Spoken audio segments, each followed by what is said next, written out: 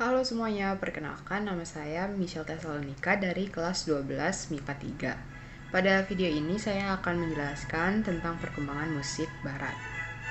Di video ini saya akan menjelaskan 4 zaman musik yaitu barok, klasik, romantik, dan impresionis. Nah, pertama ada zaman barok. Barok merupakan masa sesudah Renaissance dan sebelum klasik. Barok kira-kira ada di tahun 1600 sampai 1750.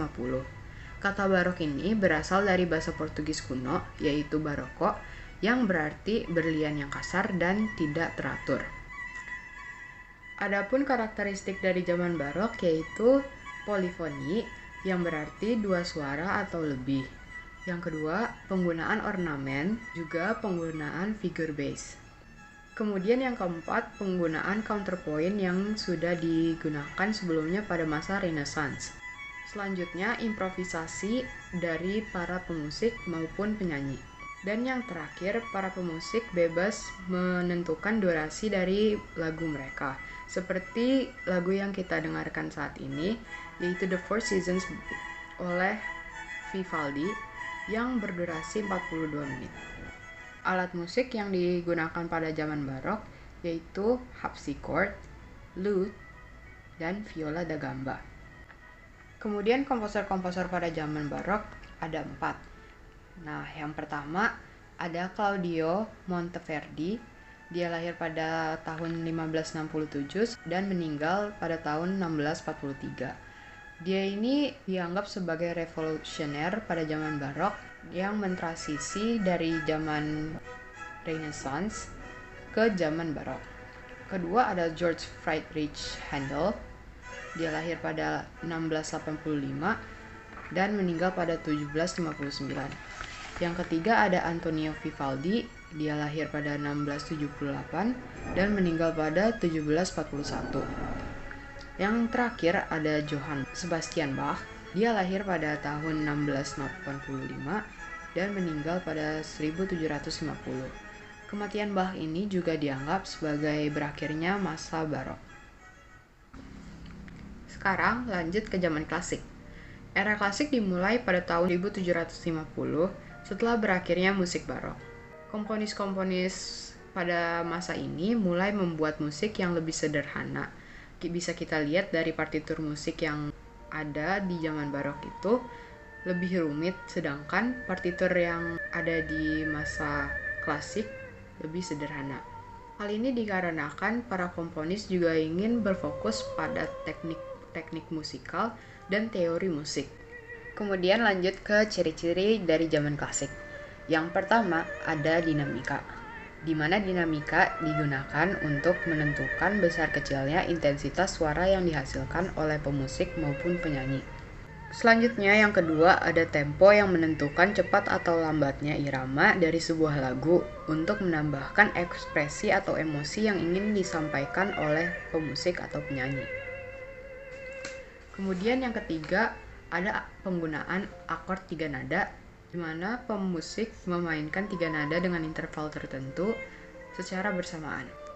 Kemudian yang terakhir, pembatasan penggunaan ornamen. Seperti yang kita ketahui, pada zaman barok, musik-musiknya sangat dramatis dan menggunakan sangat banyak ornamen.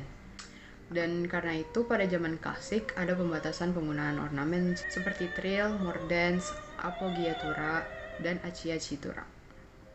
Kemudian alat musik yang digunakan pada zaman klasik yaitu piano dengan Alberti bass. Lalu ini ada beberapa komponis zaman klasik yaitu Wolfgang Amadeus Mozart, Ludwig van Beethoven, Joseph Haydn, dan Franz Schubert. Lagu yang sedang kita dengarkan sebagai background music sekarang ini merupakan karya dari Franz Schubert yang berjudul Ave Maria. Setelah berakhir, era klasik menjadi dasar pada era-era selanjutnya.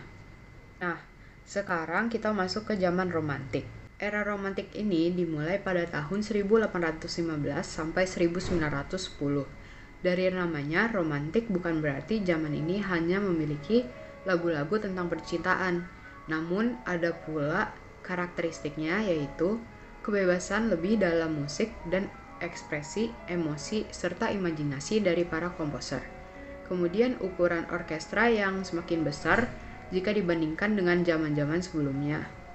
Kemudian karya yang dihasilkan pun semakin kaya akan variasi. Dan yang terakhir, lagu-lagu pada era ini memiliki ending yang spektakuler serta dramatis pada bagian puncaknya atau klimaksnya.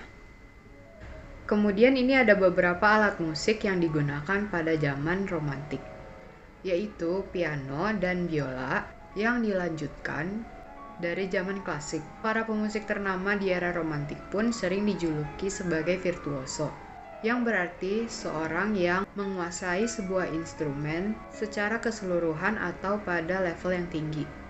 Selain itu, alat musik lain yang digunakan adalah flute, tuba, klarinet, dan trombon.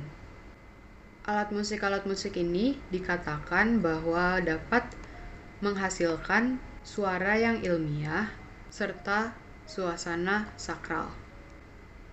Adapun komponis-komponis di zaman romantik yaitu Johannes Brahms, Frederick Chopin, Richard Wagner. Lagu yang sedang kita dengarkan sebagai background music saat ini merupakan karya dari Frederick Chopin yang berjudul Fantasie Impromptu. Nah, nggak kerasa ya sekarang udah masuk ke zaman yang terakhir, zaman Impresionisme. Pada era ini berjalan selama sekitar 20 tahun, mulai sekitar tahun 1910 sampai sekitar 1930-an. Zaman Impresionisme pertama dipelopori oleh beberapa pelukis di masa itu. Musik impresionis dihasilkan dari simpulan evolusi musik romantis dan musik rakyat. Selain itu, musik oriental juga memiliki dampak yang sangat penting dalam musik impresionis. Seperti pada tahun 1889, Paris Pameran Dunia di Jawa yang memberikan inspirasi bagi salah satu komposer ternama yaitu Claude Debussy. Nah, zaman impresionis memiliki beberapa karakteristik, yaitu memiliki bentuk yang bebas, frase yang irreguler, atmosfer, suasana yang berkesan,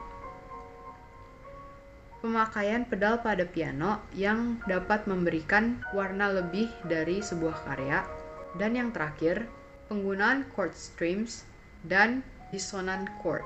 Untuk mengakhiri video ini, ada beberapa komposer-komposer pada zaman impresionis, yaitu Claude Debussy, Maurice Ravel, dan Béla Bartók.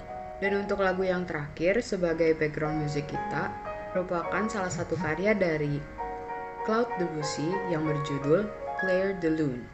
Sekian dari saya, kurang lebihnya mohon maaf. Terima kasih telah menyaksikan. Sampai jumpa.